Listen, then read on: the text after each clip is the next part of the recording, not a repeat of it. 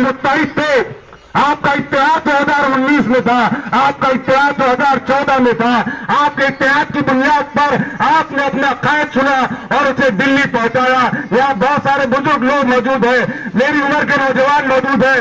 ये खुद नहीं सोच सकते थे 2014 से पहले कि औरंगाबाद में हम अपनी कोई क़यादत को खड़े कर पाएंगे, लेकिन अल्लाह रब्बुल इज्जत ने असदुद्दीन ओवैसी साहब को ये ख्याल आया कि औरंगाबाद का रुख करे, और उन्होंने यहाँ पर इम्तियाज साहब की शक्ल में एक कायद हमें यहाँ पर फराहम किया।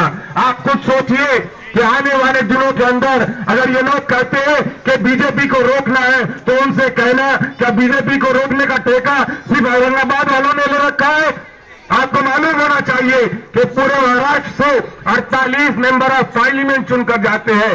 ये जो कांग्रेस, एनसीपी, शिवसेना, उद्धव गठ और दूसरे गठ के लोग आपके दरमियान वोट मांगने के लिए आ रहे हैं, तो उनसे पूछना कि 48 सीटों में से तुमने क्यों मुसलमानों को एक भी टिकट महाराष्ट्र से नहीं दिया? क्या हमारे पास काबिल लोग नहीं है? अगर हमारे को मौके फराहम किए जाते तो हमारे पास भी इम्तियाज जलील जैसी क़यादत मौजूद है। अगर ये वाकई मुसलमानों से मोहब्बत करे होते, अगर ये चाहते कि मुसलमानों की क़यादत इस महाराष्ट्र में खड़े करे, तो इनकी जिम्मेदारी थी कि 48 सीटों में से कम एक सीट किसी मुस्लिम नुमाइंदे को दिए होते। अब मैं बात करूं तो तरक्याती कामों की, ये कहते हैं कि तरक्याती कामों में मजलिस इत्तेहादुल मुस्लिमीन ने क्या किया।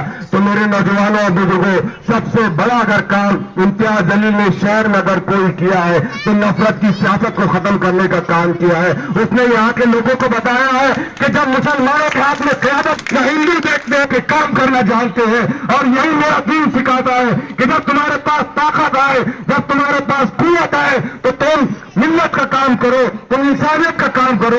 और उस हमारे कायद ने पिछले 5 सालों में साबित करके दिखाया है।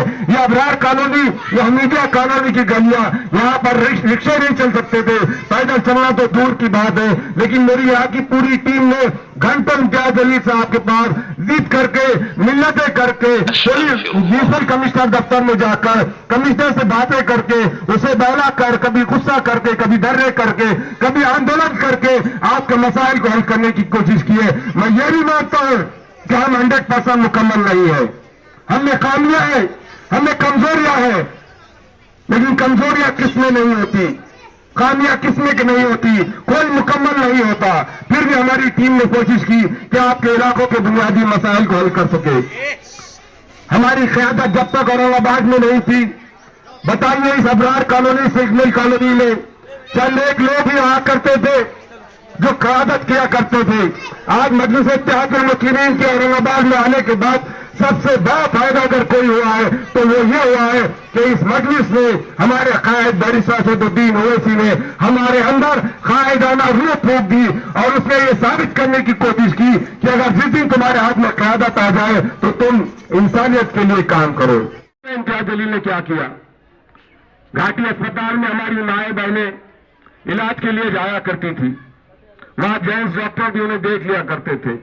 इस मर्तबा इम्तियाज जलील ने उनके अपने फंड से, उनकी अपनी कोशिशों से, सेंट्रल गवर्नमेंट से खुसूसी फंड लाकर 400 बेड का अस्पताल दूध डेयरी सिग्नल पर बनाया जा रहा है।